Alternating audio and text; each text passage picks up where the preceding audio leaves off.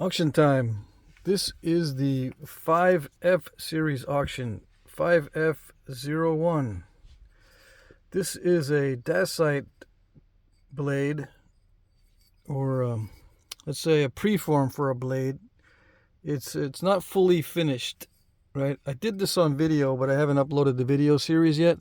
It's a 4-part series, but I'll upload it after the auction. After I upload the auction video, it'll be up and able to be viewed before the auction ends. Okay, so this is just a large biface preform. It's not sharpened around the edges. It's just refined. All right, I tried to get all the step fractures out of it that I did install. There's still one there, but I didn't want to mess with that one. This is high-grade dacite, but like all dacite, it snaps easily, and the terminations are not that great. They're not that feathery. Most of the terminations will end in slight step fractures or hinges. It is possible to get some feathery terminations like right there, but it's not easy, or I shouldn't say easy because you can't control it. It's just not predictable. Yeah. All right. So this one is 7 5/8 inches long by 3 1/4. Yeah, so it's a 7x3. One of the things that I had trouble, or I have trouble making. Anyway, there you go.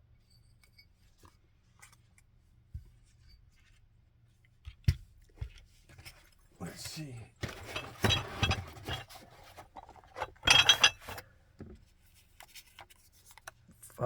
F02. This is a box of bifaces, all obsidian and dacite.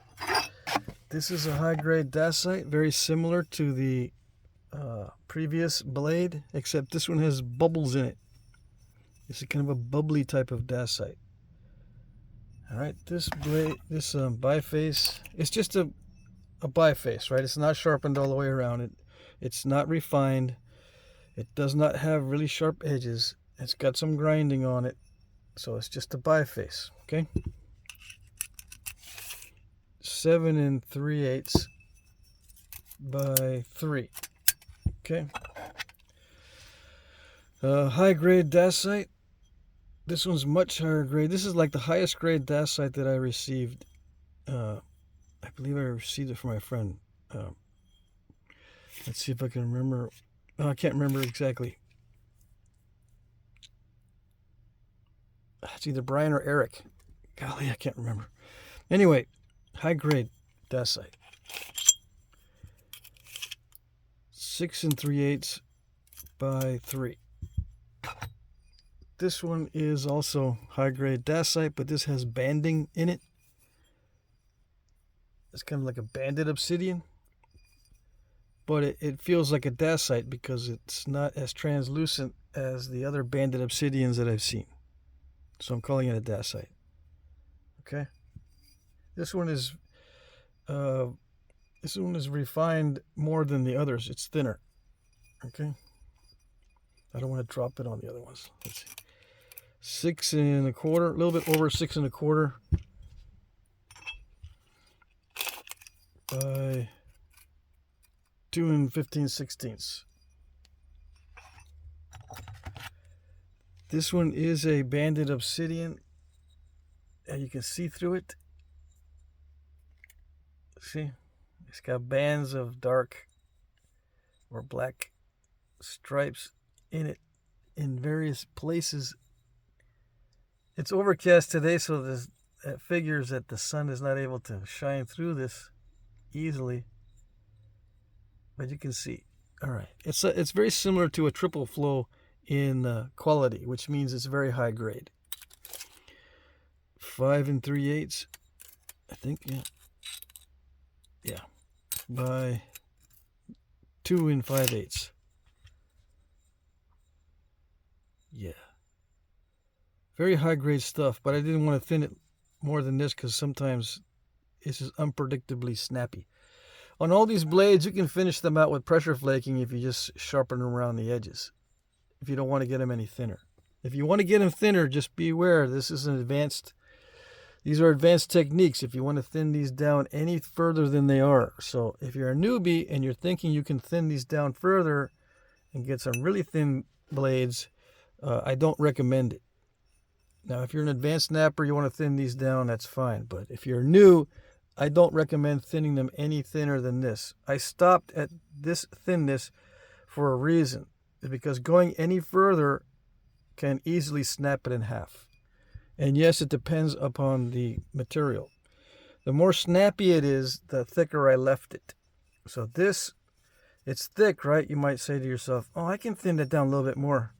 No, I wouldn't recommend if you're brand new or if you're relatively new, because it will snap on you. It might not look snappy, but it'll snap in half. Yeah, if you look at it in a weird way. All right? Okay. Let's see. This one is a little over 5 inches by 2.5. And this is a mahogany type obsidian. Yeah, but it's a high grade. It's very high grade. Some mahogany obsidians are very crunchy and snappy and crackly. This one is slightly crunchy and stuff, but I left it thick enough that you can probably get that out of there. Unfortunately, I missed that one. I didn't take it out. But I'm just gonna leave it. I'll leave it like that. Yeah. So just be aware there is a spot here that you'll have to, if you don't like it in there, you'll have to figure out how to get that out. I would recommend, taking back the edge and then hitting it instead of trying to do anything else. Yeah, take back this edge a little bit more and then strike into there from the sides like that. Yeah. Not straight in, not a direct attack. You can also try to pick that out. All right. Yeah, I missed that spot. Okay. And this stuff is very snappish and halfish. That's why I left it kind of thick. Yeah. Mahogany obsidian is notorious for snapping in half. Yeah. Okay. So there's 1, 2, 3, 5 bifaces in here. Okay.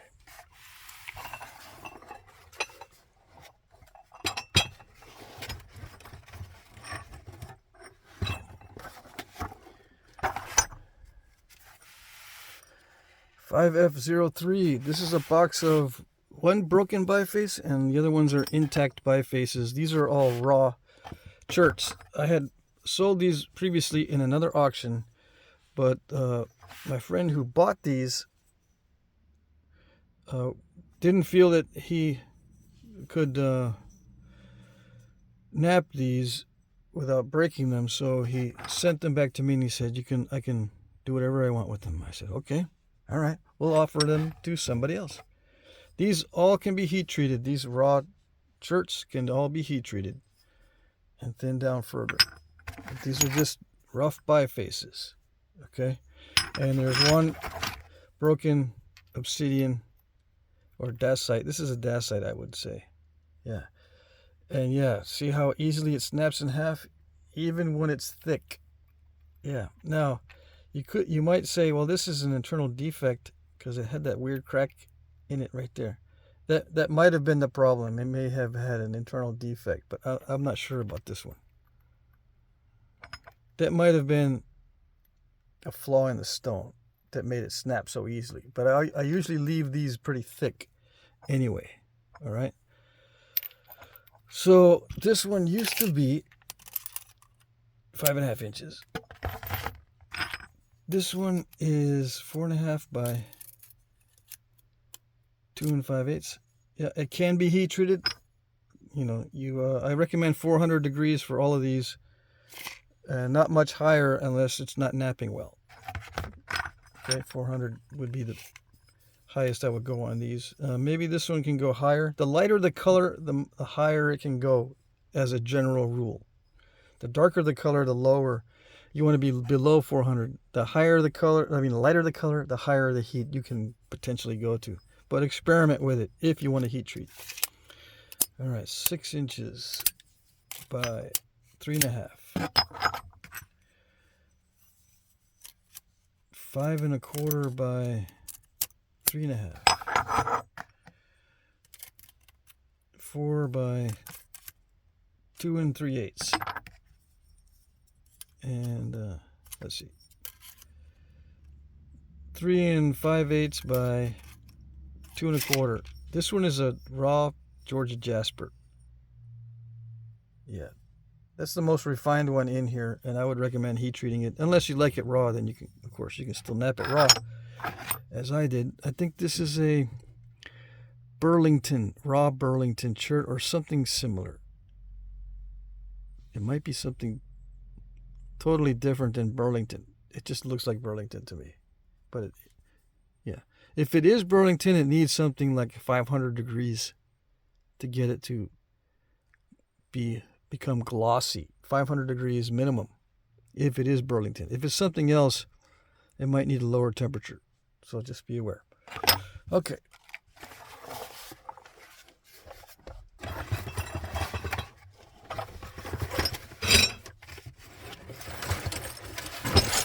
What do we have next? 5F04. I've been reaching into my stash of obsidians here in Vermont. I have a bunch of it here, actually. This is all triple flow. A box of triple flow obsidians. And there's something else, I don't know what it's called, but it's got this a gold sheen to it. Maybe it's called gold sheen. I wish the light would be better. There it is. See that? There's that one flake, and there's another one in here. So it's a triple flow plus this gold sheeny type stuff. It's really interesting stuff. Okay, there's 2 of these flakes,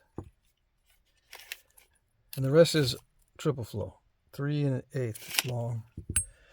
This one is 2 7/8. I included these 2 small pieces just so you can mess around with them. It's the same consistency as a triple flow. Or almost the same. It's very high grade stuff. I liked it. I've got one more piece of that, but I'm saving it for myself. Oh yes. This one, did I measure?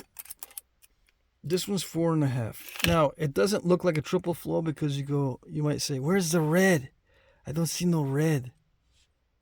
It's true. There's no red in this one. So you can call this midnight lace probably. But it had red on it. I had to skim it off because it was near the cortex. Yeah, and I didn't want to sell something that had a big cold crack in the cortex. So I skimmed it all off. And all I'm left with is the semi-clear, smoky. There should be some black stripes in here somewhere. Yeah, on this side maybe. I don't know. It may be that it's just clear all the way, or a smoky color, but it's the same. It was the same big nodule as the triple flow. All right. Okay. So it's good stuff. This you can tell it's triple flow because it's got the 3 colors. All right. 3 1/2. And the rest of these are flakes of triple flow. I tried to pick out the flat ones. And some of the chunky ones that you can have some room to work with. See, triple flow, 3 colors. Or there's a clear and red and black. Okay, so there's 3 different contrasting elements. Right. So yeah, this is some of the last of my triple flow. I'm expecting to get some more, but I don't know how soon. Someone was asking a while ago, asking me where do I get triple flow, and I said I don't know. I only get the stuff from friends and at nap-ins. I don't know who to order it from. I don't know who sells this on a regular basis. Right? It's not that easy to get. Okay, so yeah, this is a little biface. Yeah. These are all dusty because they've been in my storage unit. Yeah. Okay, so there you go. Box of triple flow and whatever this gold lace stuff or gold sheen stuff is. Yeah. I got to be careful because the flakes, these little minute flakes from the triple flow, they jump out like crazy. If I bang these around, these flakes will fly everywhere. Little minute flakes. Okay.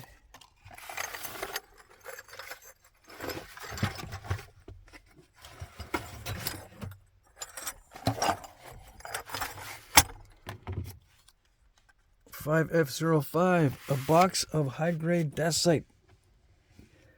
Now, I don't know if this is the one I napped on video. I can't remember.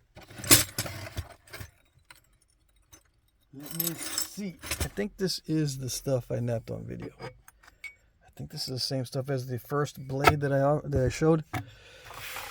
All right, so these flakes, it's a box of flakes and spalls. 3 1/4 of this high-grade dacite that sometimes has this banding in it. Yeah, 3 3/8. I call it dacite because it's not very translucent. Obsidians are usually more translucent than this. This is all going to be high grade, although if you try to thin it way down, you might have some issues with the defects, but they're not that bad. Okay?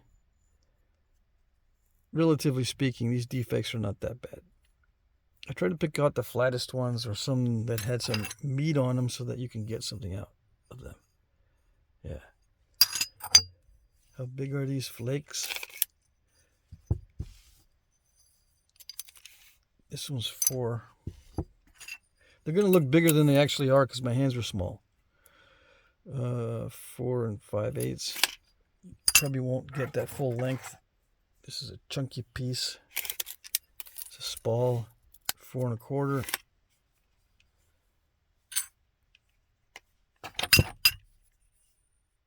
This one's a little bit curved, but you should be able to get a hunting point or something. Yeah, these are all very similar in potential size of the point you'll get. All right. Okay. I consider this high-grade dacite. It's very glossy. It's not that translucent even when it's really, really thin. See how that's extremely thin and it's still kind of smoky. That's about as translucent as you'll get it if you can get it that thin when you're napping it, which I don't think is something to expect. All right? Okay.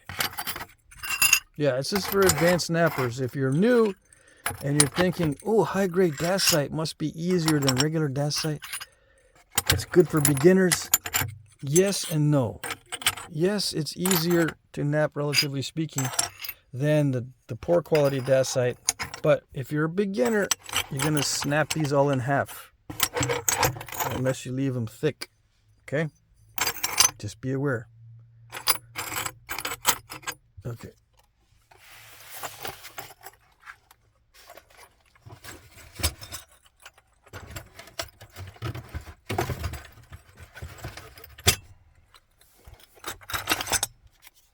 F06, another box of dacite flakes. And this dacite it does have banding in it, but it's a little bit lesser quality than the previous box. It has more issues as far as bubbles and little defects. All right, so it's a mid-grade. I wouldn't consider this high-grade dacite. This is a mid-grade, although it naps extremely easily. Yeah. And with the extreme ease in napping, you will also get snapping. All right. And with issues, you're going to need some tissues. All right. So just be aware. If you're new and you're thinking this is good material for a new napper, no. I don't think so. Some people do. Some people think this is excellent material for beginners.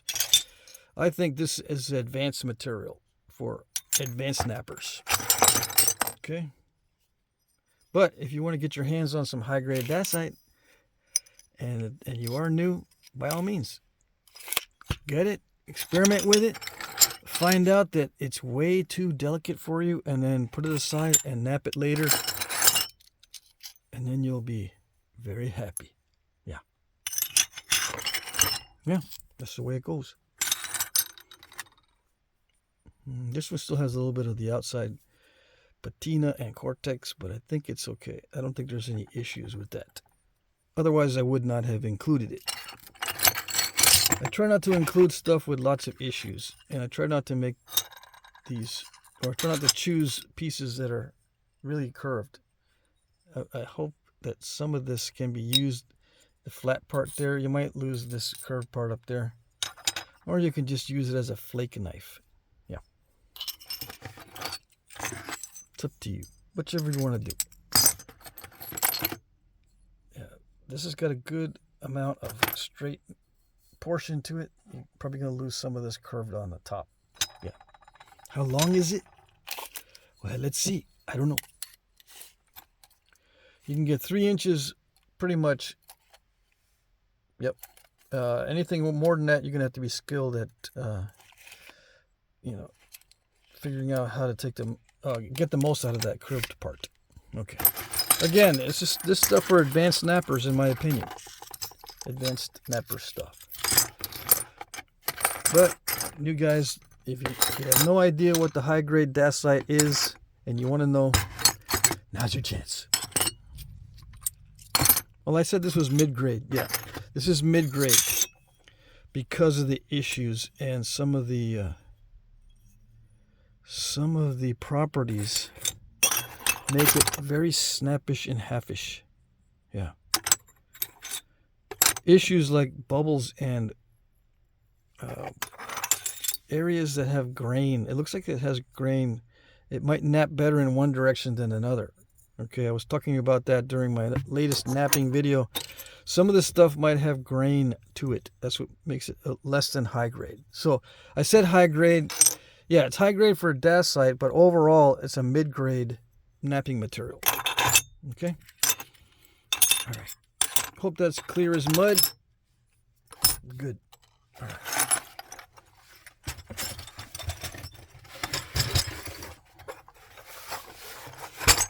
Last but not least, 5F07 is a box of high-grade raw Texas chert. I have not had time to heat treat this stuff, although I'm going to start heat treating some batches hopefully this week. I got to get my electrical set figured out.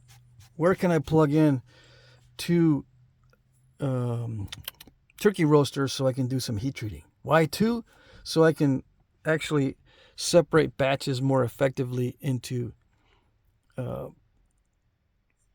more efficient heating. A lot of times I just put everything in one batch because I just have one, I just used one turkey roaster, but I want to start using two. That way I can empty, maybe I can empty, I can have them going at the same time at all times and have at least one going. All right. I don't know where I was going with that, but I like the idea of having two roasters instead of one, but I got to figure out where I'm going to plug them in. Anyway, you don't need to know any of that, so just scratch all that. This is mid to high grade raw Texas chert. This is Georgetown. If it looks like Georgetown, it is Georgetown. Okay? If it does not look like Georgetown, it's not Georgetown. Very easy to know what this stuff is or isn't. Okay, in this case. And I don't know what it's called. If it's not a Georgetown, I don't know what it is. Yeah, because it comes from all over. Sometimes I get gifts. Like the root beer here is a gift. I don't know where it comes from. I don't know if it's high grade. Extremely high grade. It is high grade, but I don't know if it's extremely high grade or if it's a mid grade. Yeah, I really don't know. I think it is a high grade. There is a patch of concrete right there, unfortunately. So this will probably be better heat treated. Less than 400 for sure, like 325 or 300 degrees even. Right? Start at 300 degrees and see if it works on this translucent stuff. It's probably going to work well at 300. If it doesn't, put it in at 325. See how that works. If it doesn't, go to 350. But, go gradually Don't say, oh, it doesn't do nothing at 300, so I'm going to put it at 500. No, don't do that. Just every time you heat treat it, raise it up 25 degrees, because this stuff is finicky. Okay? All right. So yeah, this looks like Georgetown. I think it is, but it's not gray. It's not as gray as a normal Georgetown. Whereas, see that? There's a difference in color. This will nap like Georgetown, but it's not exactly the same. This is definitely Georgetown here, because you can kind of tell. It's the color. All right, so a bunch of these flakes. These are all raw Texas cherts. Mid to high grade. Yeah, and I left some of the Cortex on some of this stuff because I don't see any problems. I don't foresee any problems with the Cortex. And some of the highest grade stuff is going to be just under the Cortex, so might as well offer them like this. All right, so there's some big chunks in here, and there's some little. This is a flake of that oxblood chert. Yeah, Texas oxblood chert. I'm pretty sure this can be heat treated also. All this stuff can be heat treated, just at different temperatures. The lighter the color, the higher it can go. The darker the color, the lower it can go. Okay, just remember that general rule and you'll be safe. You know, mid-grade colors, mid-grade heat. What is mid-grade heat? Mid-grade heat is anywhere between 350 to 450. 400 is the mid-range for almost everything. Okay, so let's just say 400 is mid-range, 350 is low, and 450 is high. I don't recommend going outside of those ranges unless it's real finicky, like the root beer stuff. Then you can go lower than 350, 300 or 325. Yeah. All right, so yeah, I'm showing you all the pieces. This is that an overshot flake? I don't know what that is. It might have a little issue right there. But, it's going to be mid to high grade.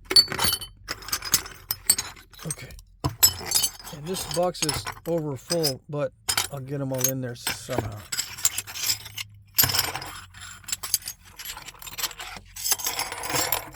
Should be 3 pounds in there. Okay.